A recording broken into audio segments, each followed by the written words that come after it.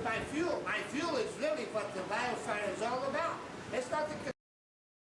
I had to have something that would go fast, you know, to go from one gallon to another. So I come up with this very special mixture, this wildfire stuff, okay? I use my trigonometry, my pi-r-l, everything to come up with this complex formula, wildfire. So you'll have to come down and see my wildfire here at Silver Dollar City. Test it out, go upside down, get crazy.